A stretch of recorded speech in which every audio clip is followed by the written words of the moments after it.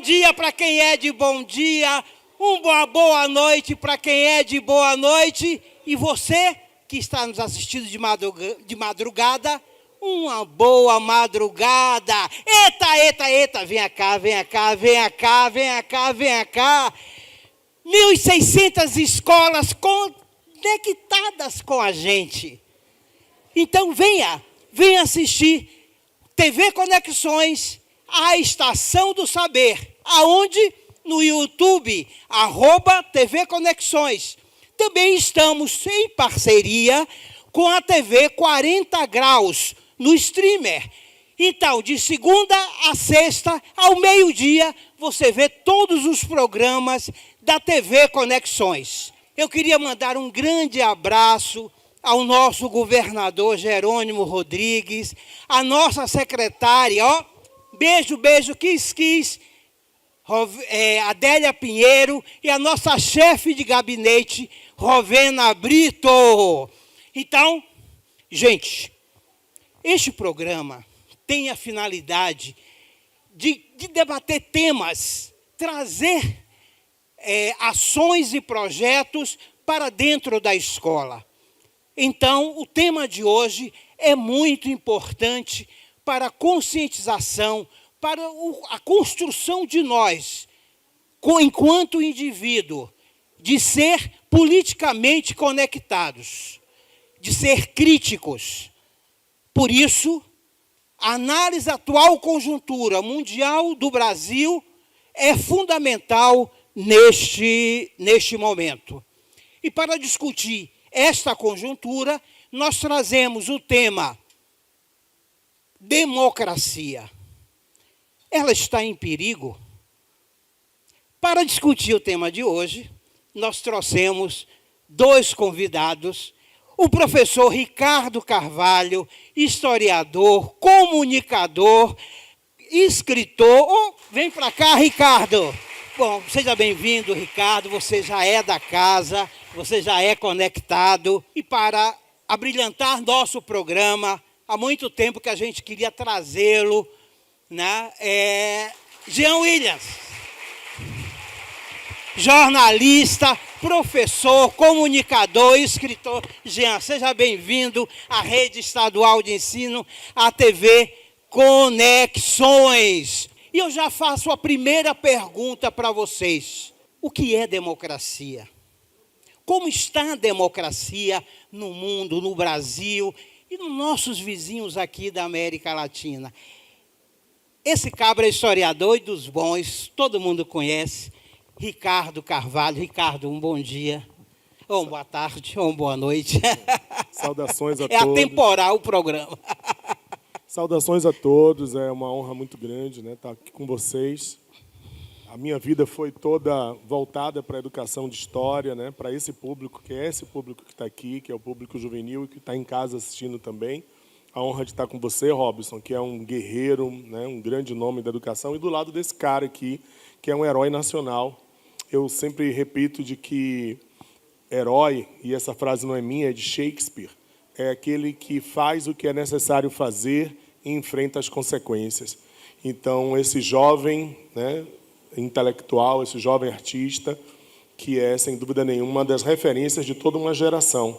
E, para mim, é uma honra muito grande estar do seu lado. Assim, né, cito-o nas minhas aulas como uma referência de alguém que acredita no que é certo e faz o que é certo. Democracia, povo, cracia é poder, né? Então, é o mais avançado modelo político que já foi criado na história. E ele não é recente. Há 2.600 anos atrás, Drácon, Solon e outros nomes como Clístenes, Péricles e outros grandes nomes da Grécia Antiga já tinham concebido esse modelo de funcionamento da sociedade, em que todos podem juntos participar e decidir aquilo que interessa àquela comunidade. Ricardo, Jean, para conduzir, para ser um pouco mais didático, para você aí que está em casa, na escola, vocês que estão aqui no auditório, vamos ver o primeiro vídeo, que aí, a partir daí, ele é bem didáticozinho, é curto, para a gente abrir a discussão. E, repito, se alguém da plateia quiser se manifestar, principalmente os alunos, levanta a mão, que nossa equipe vai identificar, e no momento propício a gente chama e vocês vão até aí, conversa conosco. Esse é um bate-papo. Você está na TV Conexões, pode soltar o vidro. O que significa democracia? A democracia tem origem na Grécia Antiga e diz respeito a uma forma de governar em que a população pode participar das escolhas políticas. A democracia como vivemos hoje é bastante diferente do modelo que teve origem na Grécia.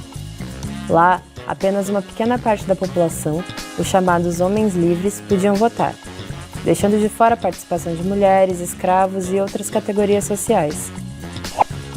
Uma das formas de democracia bastante comum hoje em dia é a de representação. Nela, a população elege por meio do voto diversos representantes políticos, como vereadores, prefeitos e deputados, além de governadores e presidentes da República. No Brasil, os primeiros governos democráticos se estabeleceram a partir de 1945. No entanto, em 1964, por meio de um golpe de Estado, o governo democrático foi substituído pela ditadura militar, forma de governar onde os militares se alternavam no poder sem que fossem escolhidos pela população. Foi só a partir de 1989 que cidadãos brasileiros voltaram a escolher a totalidade de seus governantes. Uma das questões muito importantes do sistema democrático atual é que as decisões tomadas pela maioria não podem ameaçar os direitos básicos das minorias. Por isso, é fundamental a participação de todas as pessoas nos processos políticos, defendendo a democracia na luta por nossos direitos. Bom, é sobre isso que nós vamos falar. Eu queria convidá-los para discutir esse tema e dividir em dois blocos. Brasil, esse processo de construção da nossa nacionalidade, da nossa democracia, que sofreu um duro golpe em 64. Vamos conversar um pouco sobre isso, Ricardo e Jean, falar um pouquinho sobre isso, para a gente chegar à contemporaneidade. Bom, Robson, obrigado pelo convite, obrigado a todos vocês que estão aqui nessa plateia. Sim, eu estou falando todos porque agora esse debate...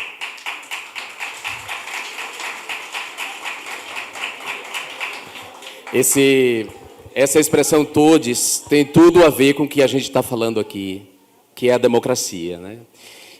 A democracia é um regime, uma forma de governança, né, de lidar com os problemas da comunidade que surge lá no século IV antes de Cristo, né? Então é importante que a gente lembre disso, que cada um de nós aqui que está nessa sala, o mundo não começa com a gente, né? O mundo já vinha antes da gente. Então, primeira coisa, a disciplina História serve para isso, para ensinar a gente como era o mundo antes da gente nascer e quais eram as coisas que a gente não tinha antes que a gente tem hoje. Então, a democracia surge na Grécia Antiga mais ou menos no século IV a.C., mais ou menos junto com a filosofia, e a democracia é essa forma de governança em que a maioria decide pelos rumos da comunidade. Do século IV a.C., né, e a história passou a ser contada, a história ocidental passou a ser contada a partir do nascimento de Cristo, né, o ano zero é o ano que Cristo nasce, mas a história ocidental, a história do Ocidente, porque a história da China, por exemplo, não é contada dessa maneira. A história dos países árabes no Oriente Médio não é contada dessa maneira. A história dos Yanomamis aqui no Brasil não é contada dessa maneira. Então a gente precisa entender que existem outros povos nesse mundo que não contam o tempo da maneira como a gente conta. A gente conta dessa maneira porque nós fomos colonizados pelos portugueses, e os portugueses foram povos colonizados pelo Império Romano. E o Império Romano, portanto, antes de colonizar os portugueses, o Império Romano adotou, digamos, o cristianismo como religião oficial, então a história passa a ser contada a partir daí. Então, a democracia nasce no século IV a.C., e de lá para cá, a democracia vem se transformando ao longo do tempo e ao longo do espaço. Por isso, a democracia é algo tão importante. E a democracia, nesse momento, está em risco em diferentes partes do mundo. Está ameaçada, nesse momento, por ditadores, por pretensos aspirantes a ditadores, a autocratas, a tiranos. E, por isso, no mundo inteiro, há um movimento em defesa da democracia. Os jovens de hoje que acham que tem muita liberdade, por exemplo, né, utilizando as mídias sociais, botando o que come, botando o que bebe, botando onde festeja, botando o namorado, expondo sua vida privada nas mídias sociais, acham que essa liberdade basta. Mas essa liberdade não basta. Existem liberdades que foram conquistadas antes dessas pessoas nascerem. E que elas precisam saber que essas liberdades, para serem conquistadas, precisaram existir pessoas que lutaram e morreram em nome dessas liberdades. E essas liberdades só existem na democracia. Aí, Ricardo, que nós temos uma outra que é palavrinha, mas que dá sentido à vida, que é a ideia, é projeto, é uma ideologia. E ela vem sendo construída, a gente precisa entender como isso transpassou essa história do Brasil. É muito interessante que Jean, quando ele traz que a democracia é uma construtora de direitos, não de privilégios. Então, existe um grupo, e principalmente em sociedades desiguais como a nossa, que foi construída em cima da submissão do povo negro vindo de África, em cima da submissão dos povos indígenas, em cima da submissão das mulheres, da anulação e silenciamento de minorias como gays, lésbicas, etc. Então, existe um grupo que ele não quer, de forma nenhuma, abrir mão dos seus privilégios.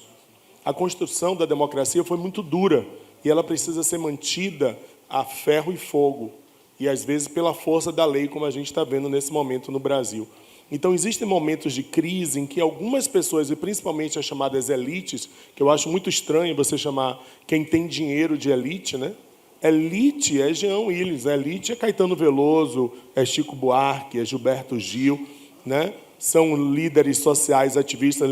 Elite é Robson, né? Costa, mas a gente costuma chamar de elite aquele grupo que domina o poder econômico. Em momentos de crise econômica e social, ou crise de valores, esse grupo que não quer abrir mão dos privilégios se aproveita exatamente para ameaçar a democracia. Foi isso que aconteceu em 1964. Nós, em 64, tínhamos, entre outros motivos, um clima muito tenso internacional chamado Guerra Fria. Eu acho que vocês já ouviram falar nisso, né? De um lado, os Estados Unidos, regente do mundo capitalista, do outro lado, a União Soviética, Cuba, a China, né? Representando o modelo socialista.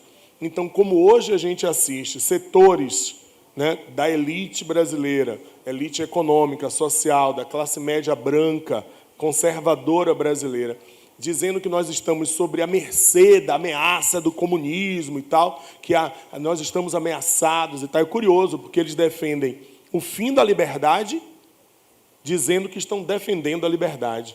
Então, isso aconteceu em 1964.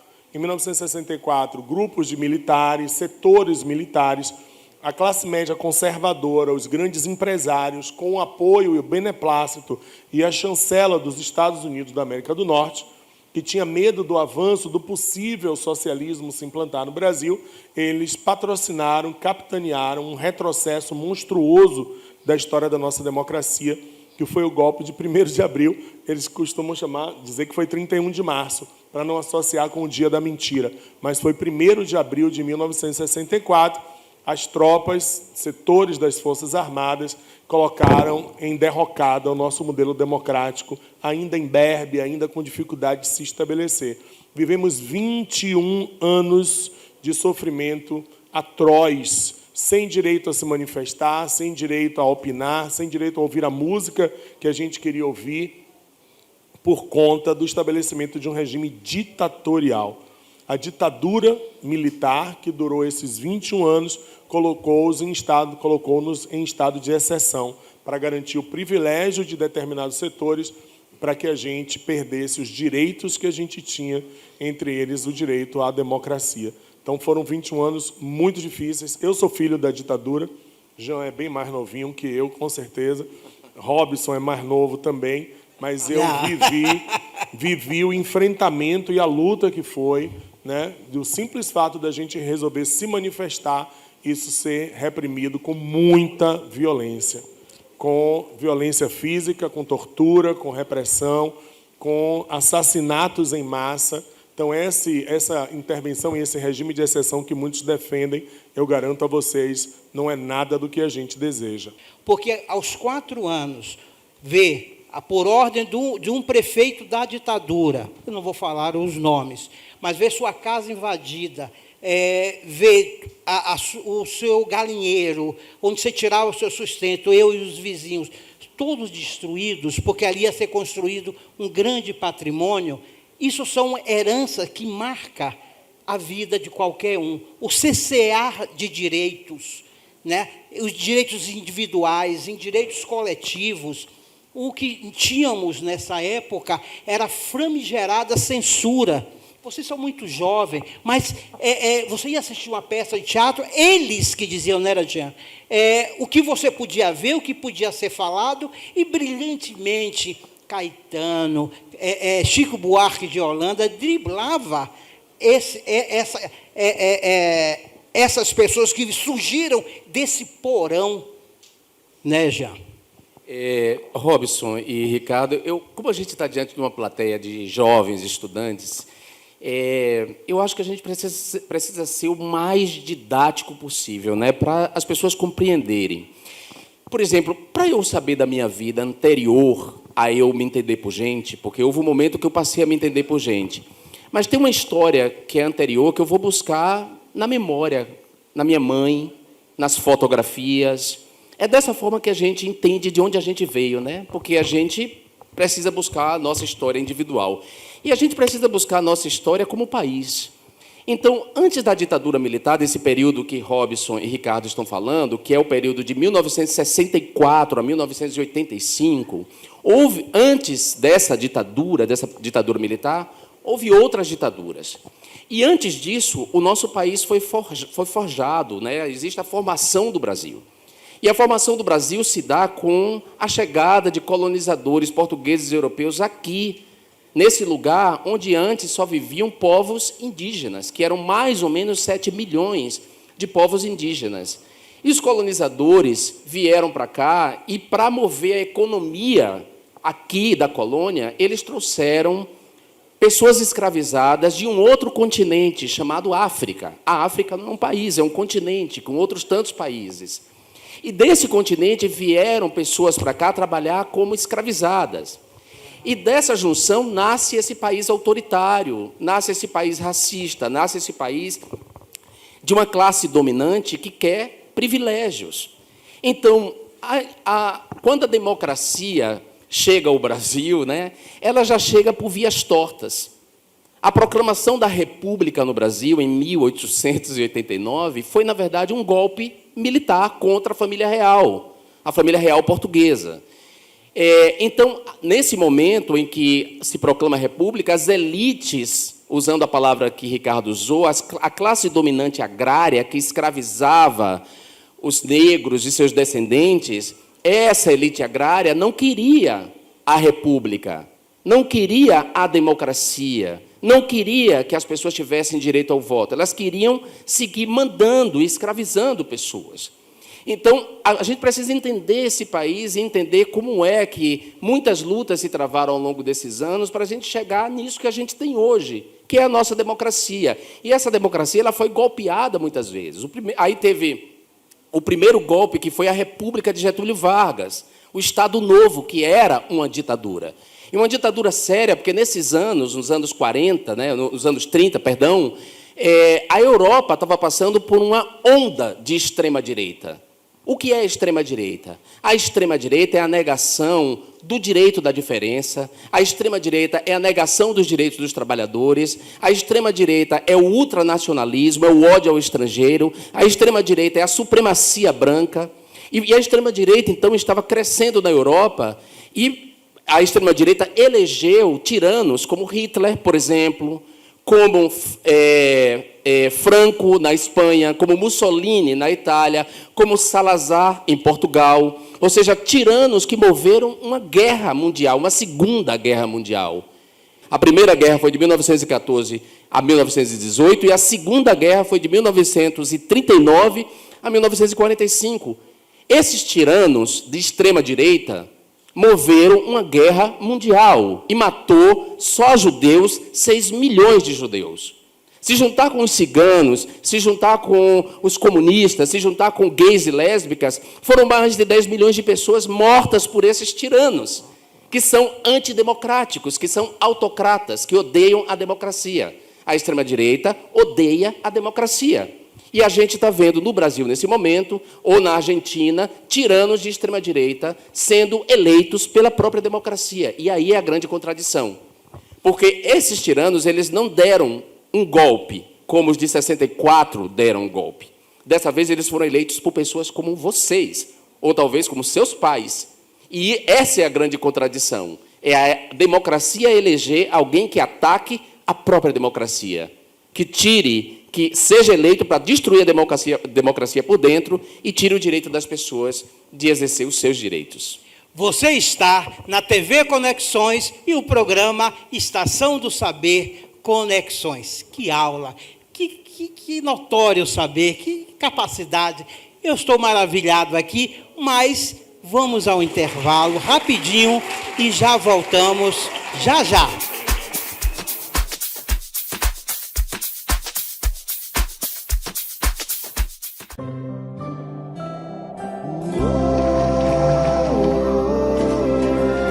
Quem abre portas e caminhos chega junto com você. Quem cuida com todo carinho pra fazer todo mundo crescer.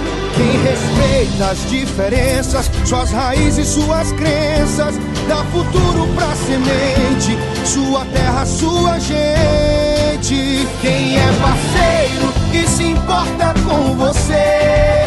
Quem joga duro pra fazer a Bahia avançar. Quem chega junto ao seu lado segue em frente.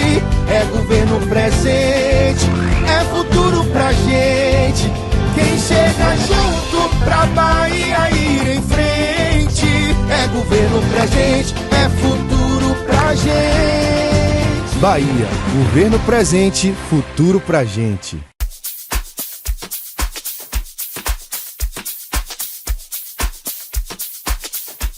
Voltamos aqui nesse grande debate e, aproveitando o gancho, Jean, Ricardo, vamos ver cenas da atualidade, do que aconteceu no dia 8 de janeiro.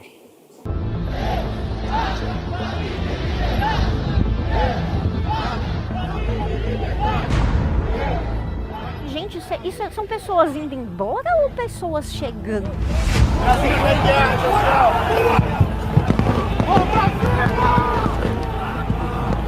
Como que a segurança pública deixou que isso acontecesse? And we're going to begin with some breaking news. We're hearing that thousands of supporters of the former president of Brazil, Jair Bolsonaro, smashed their way, have stormed the country's national congress. Stormed by protesters. stormed the government compound, key government buildings. Já havia diversas mensagens e vídeos falando sobre isso antes. Não seguraram. Não tem como segurar. A galera já está no Congresso, Bora! Não, a gente não vai entrar, a gente vai invadir. A casa do povo! Estamos dentro! Olha só o palácio aqui, ó! Domingo, 8 de janeiro de 2023. O mundo para tentar entender o que acontece em Brasília. Demonstrators are refusing to accept that he lost last year's election and want the military to intervene. Não eram grupos de manifestantes qualquer. Leaders from around the world condemn the storming of Brazil's Congress by supporters of Jair Bolsonaro.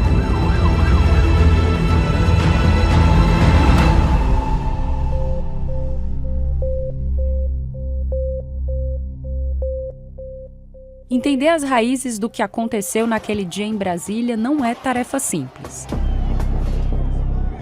O 8 de janeiro é resultante da mistura entre fenômenos globais e mais de uma década de mudanças e momentos de inflexão na política e na sociedade brasileiras.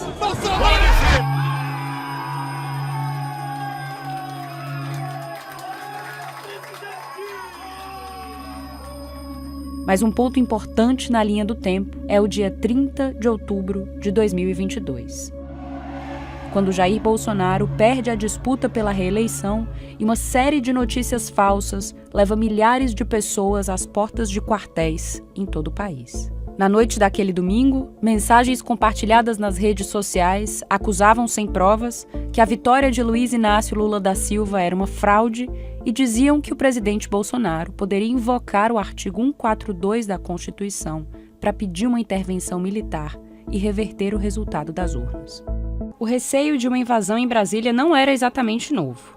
2 anos antes, em 6 de janeiro de 2021, apoiadores de Donald Trump tinham invadido o Capitólio, coração do Congresso dos Estados Unidos. Também lá eram seguidores de um presidente derrotado inconformados com o resultado nas urnas, inflamados por notícias falsas e meses de acusações de fraudes, sem provas. Something's wrong here, something's really wrong, can't have happened, and we fight. We fight like hell, and if you don't fight like hell, you're not going to have a country anymore. Diante das muitas coincidências, muitos viam no caso do Capitólio um prenúncio do que podia acontecer no Brasil. TV Conexões, Estação do Saber, estamos aqui com o historiador, com o comunicador Ricardo Carvalho, com o professor Jean Williams. Jean foi deputado por 2 mandatos, né?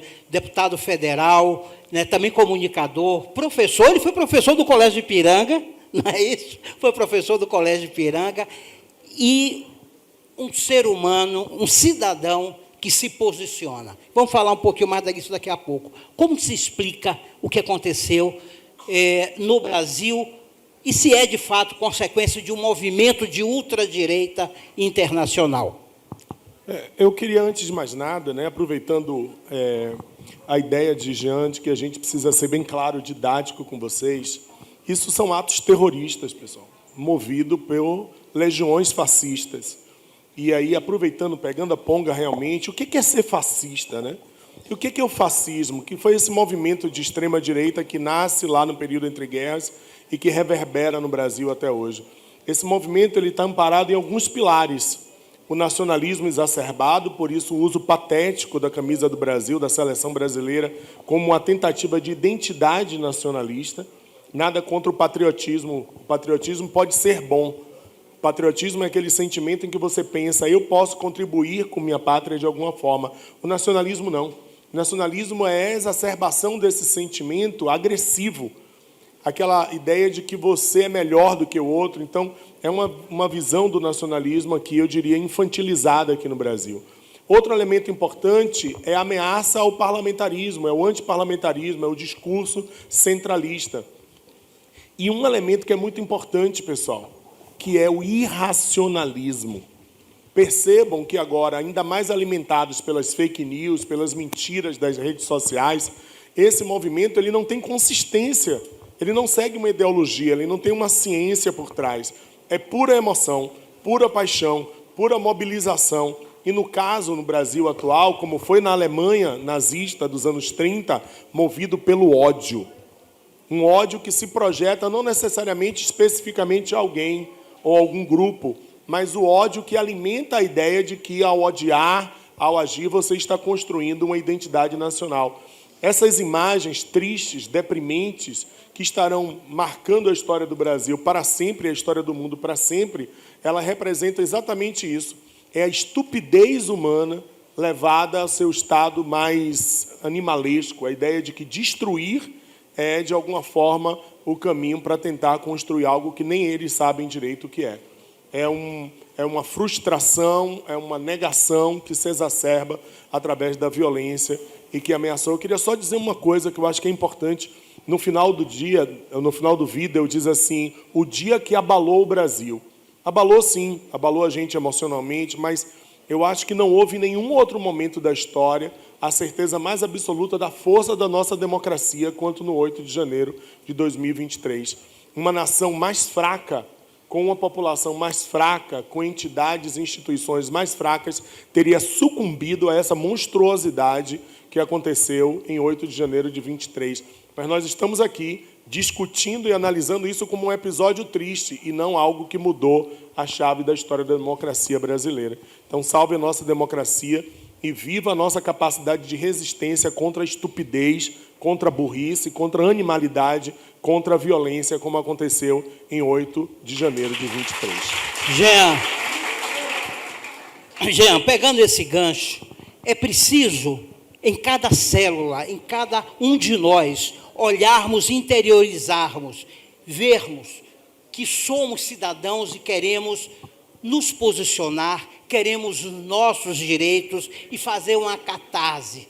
Não é isso que nós queremos no nosso bairro, na nossa escola, mas é preciso discutir isso à exaustão, Jean, para ter um entendimento coletivo, de compreensão de fato, para sairmos de alguns momentos de alienação para essa conscientização de que Brasil somos e que Brasil queremos. O mundo, há momentos na história do mundo que a gente passa por transformações muito profundas e que dão uma sensação de insegurança generalizada. Então, a virada do século XIX para o século XX foi assim.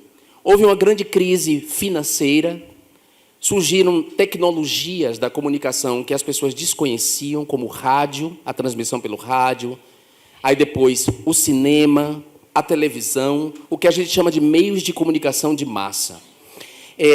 Junto dessas transformações tecnológicas, houve, claro, a crise financeira, e isso gerou um sentimento de insegurança das pessoas em relação ao mundo. A impressão das pessoas na virada do século, nas primeiras décadas do século XX, era de que o mundo estava se acabando. O mundo, como elas conheciam, estava acabando mesmo. Esse sentimento de que o mundo, como a gente conhece, está acabando, gera uma ansiedade generalizada, gera ressentimento, gera rancor, gera medo. Aí, nesses momentos, as pessoas ficam vulneráveis a gurus, a líderes de seitas, a profetas. Surge o que a gente chama de milenarismo, que é a ideia de que o mundo vai acabar. As pessoas, portanto, ficam sujeitas a esse tipo de manipulação. E aí, naquele momento, na virada do século XIX para o século XX, das primeiras décadas, o mundo assiste ao crescimento da tirania, né? Os governos autoritários.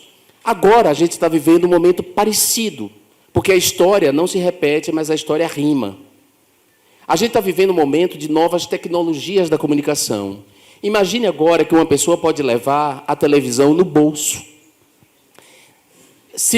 E é verdade. Vocês riem, mas é verdade. Em 1990, por exemplo, você jamais imaginaria que alguém iria no ônibus assistindo a novela da preferência dela, porque a novela só era transmitida num aparelho que estava na casa dela. Então, ela tinha que ir para o trabalho e voltar para casa para assistir a novela ou a série, porque o aparelho estava em casa. Agora, não. Agora, ela tem um aparelho que transmite e que ela bota no bolso e que ela pode ir a viagem inteira olhando. Então, existe uma transformação nas tecnologias da comunicação e da informação que tem envolvido todos e todos nós. E essas tecnologias da comunicação e da informação estão colocando a gente num fluxo ininterrupto de comunicação. Enquanto eu falo aqui, provavelmente tem gente olhando as suas mensagens do WhatsApp, ou olhando o seu perfil no Facebook, o perfil no Instagram. Então, a gente está num fluxo de comunicação todo o tempo e, portanto, a gente está num fluxo de desinformação todo o tempo. Então, estamos vivendo um momento de desinformação. Fake news, teorias conspiratórias, mentiras, assédio, uma série de ações de comunicação que tem levado as pessoas a acreditarem nas coisas mais estúpidas possíveis. Uma delas, por exemplo, é que as urnas eletrônicas são fraudadas. Então, essa mentira disseminada dessa maneira levou aos ataques do 8 de janeiro. Ou seja, quem perdeu as eleições em 8 de janeiro, que foi a turma de Bolsonaro, que é um autocrata, um aspirante a autocrata, um racista, um delinquente, quanto mais, que está na vida pública há mais de 30 anos, praticando delinquência, esse sujeito que perdeu as eleições em outubro de 2022, planejou esse ataque aos três poderes, imitando o que aconteceu nos Estados Unidos. Então, a gente está vivendo um momento muito parecido com aquele que a Europa viveu nos anos 30, que é um momento de muito medo, de muita ansiedade, de muito ódio, de muito rancor, de muita inveja, né? A inveja, ela é uma emoção política muito poderosa. A gente não dá atenção a ela, mas ela dá. Então, por exemplo, no Instagram, hoje um adolescente, ele olha o Instagram para olhar a vida, como é que vai a vida do colega dele. Então, se o colega está postando foto de viagem, foto de festa, foto de drink, desperta nessa pessoa uma inveja e um ressentimento. E aí ela quer fazer igual ou ela inventa uma vida.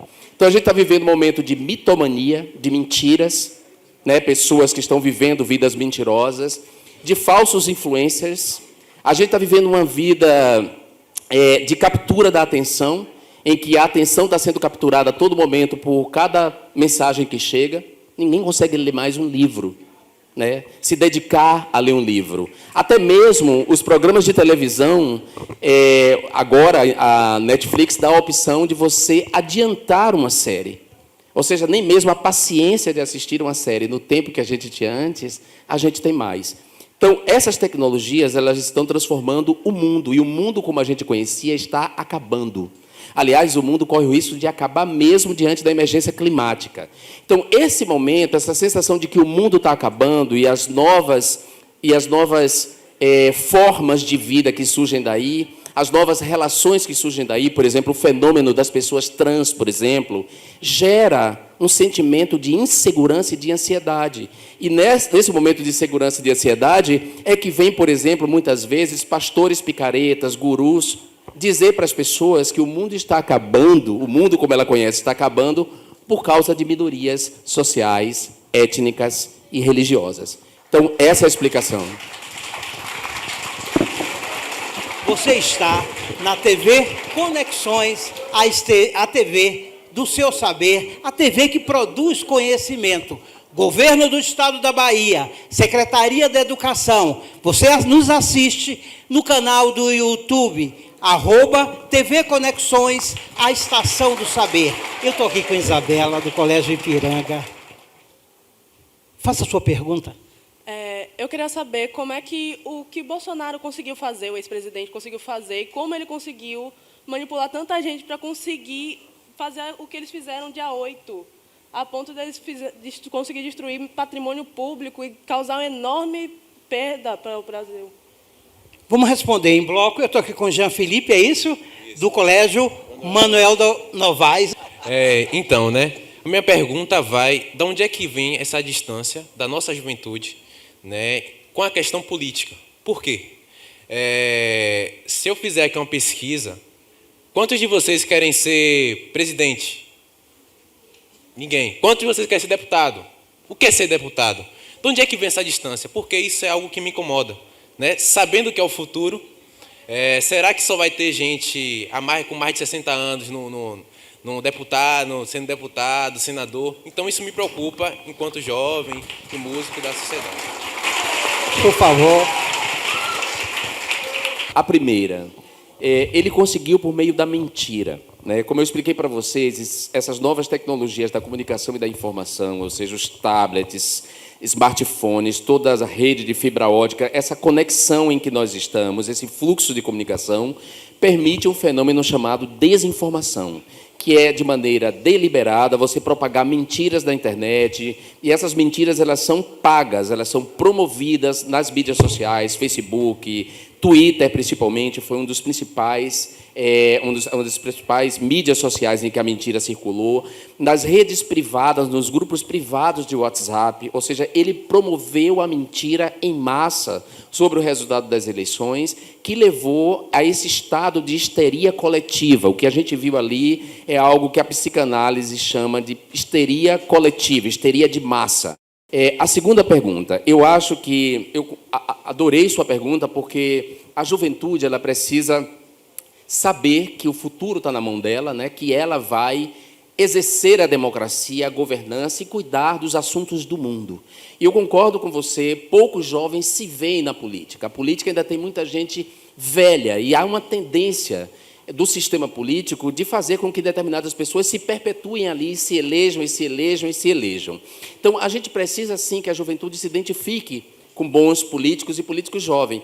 Hoje, por exemplo, eu, quando entrei em 2010, quando me elegi em 2010, eu era a referência de juventude, era o meu primeiro mandato como deputado federal, eu fiz um segundo mandato, fui eleito para um terceiro que eu não pude exercer por causa de ameaças de morte e que me obrigaram ao exílio. Mas, por exemplo, hoje nós temos uma figura pop muito interessante na Câmara Federal, que é a Erika Hilton. Então, a Erika Hilton, que é uma mulher trans, ela é um exemplo de que vocês também devem pensar em ir ocupar esse lugar. Agora, ocupar esse lugar exige uma responsabilidade, né? É uma responsabilidade com a democracia. Entender o que é a democracia, entender o que é a república, qual é a divisão, por que a república se sustenta na divisão de 3 poderes, o poder legislativo, que é aquele que faz as leis, o poder executivo, que é o que executa a lei, e o poder judiciário, que é aquele que faz a justiça. É preciso que as escolas cumpram esse trabalho de educação política, que não está acontecendo. Então, o que está rolando é que alunos entram e saem das escolas, não quero ofender ninguém com essa expressão, mas saem com certo analfabetismo político. Não sabem, elas não entendem o pacto federativo, como é que se dá o pacto federativo, o que é o município, o que é o Estado, o que é a federação, por que as eleições municipais não acontecem no mesmo ano das eleições presidenciais. A vida pública também deve interessar a vocês. Então, gastem um pequeno tempo da vida de vocês se envolvendo em política, aprendendo, seguindo influencers políticos. Não sigam influencers de extrema-direita, porque eles são de serviço, pelo amor de Deus.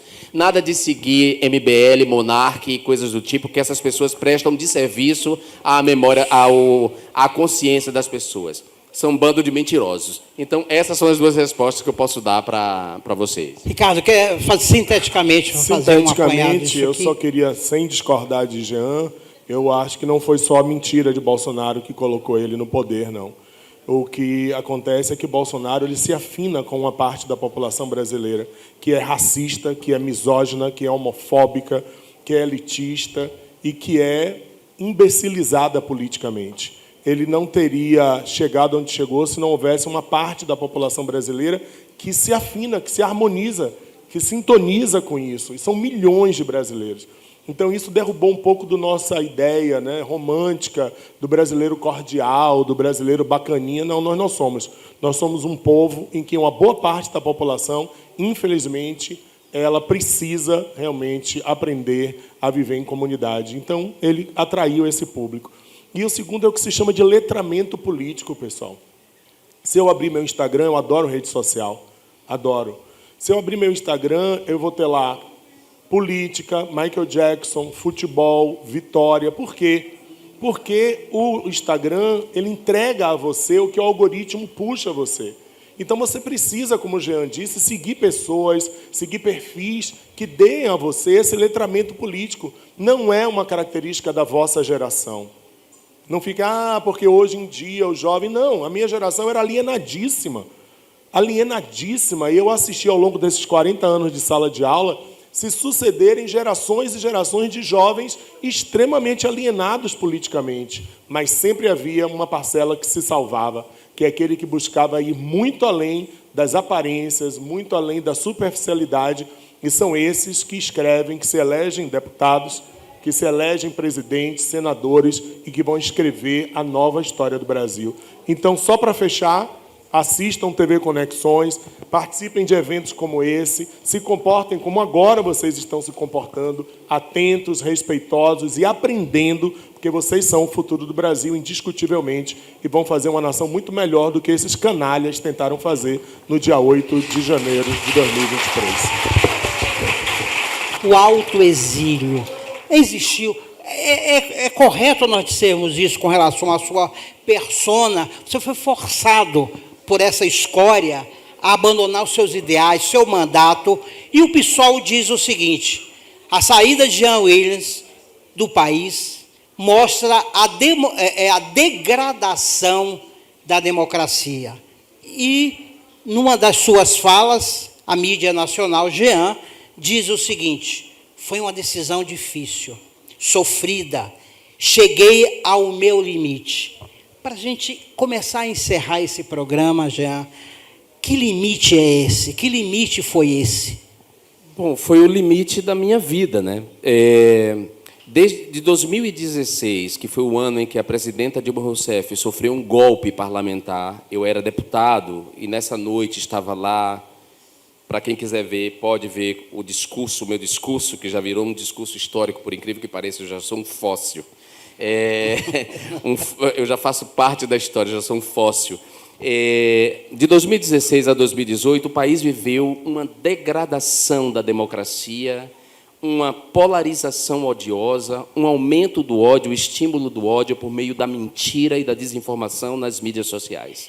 Todo esse processo de radicalização levou ao assassinato de Marielle Franco, em 2018, em 17 de março e 14 de março de 2018.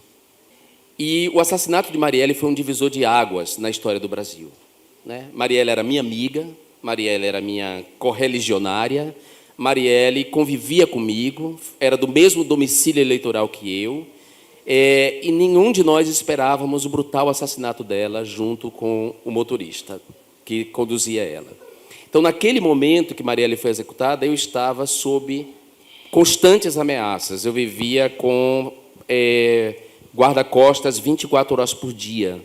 Minhas irmãs e minha mãe estavam sendo ameaçadas. Então, esse, para mim, é o meu limite.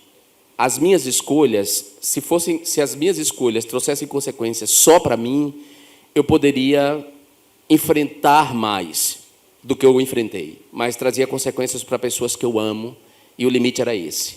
Hoje, as pessoas têm clareza, ou estão se esclarecendo sobre aquilo que eu apontei já em 2016. Era preciso dizer que aquela organização criminosa, ela governava para os mais ricos, para os brancos ricos, para os donos de bancos, para os banqueiros, não governava para todos nós. E que aquela organização criminosa governava por meio da mentira, principalmente por meio da mentira, do assédio digital, por meio das ameaças de morte. E era preciso dizer isso. E foi isso que eu fiz, até que a gente conseguiu vencê-los em 2022. E não vencemos de todo, porque a gente viu que eles fizeram uma manifestação recente aí. E essa manifestação, a Universidade de São Paulo, a USP, traçou um perfil médio das pessoas que estavam lá. Qual é esse perfil médio? São pessoas que ganham mais de 10 salários mínimos, são todas brancas, mais de 60% delas eram brancas, mais de 60% delas são saudosistas da ditadura militar, são contrárias ao aumento do salário mínimo, acham que empregados domésticos não têm que ter direitos, ou seja, são essas pessoas. É o que Ricardo chamou de elite, mas a gente vai chamar de classe dominante, ordinária, gananciosa e burra. Eu queria convidar vocês a ficarem de pé. Estamos chegando ao final desse primeiro episódio de Democracia em Perigo. Eu só queria dizer para a professora querida que falou comigo que, na verdade, a mistura de formatos é que me deixou um pouco assim. Eu adoro, eu falaria para essa plateia horas, mas só para ela, sem ser programa de televisão. Porque aí eu teria uma interação diretamente com ela. Mas, sendo um programa de televisão, já que eu não via as pessoas, eu só via essa massa escura, ficava difícil, porque eu tinha que cumprir esses dois papéis, o papel de palestrante e o papel de entrevistado. É isso. Obrigado, querido Ricardo. Obrigado a todos, é uma felicidade grande estar aqui. Então, dizer não a toda forma de autoritarismo, dizer sim à liberdade de expressão e à liberdade de ser coletivamente. Vamos nos conectar e dar os braços, as mãos, o coração a quem luta e diz não à tirania e diz sim à liberdade. Até o próximo programa e uma boa tarde para todos vocês.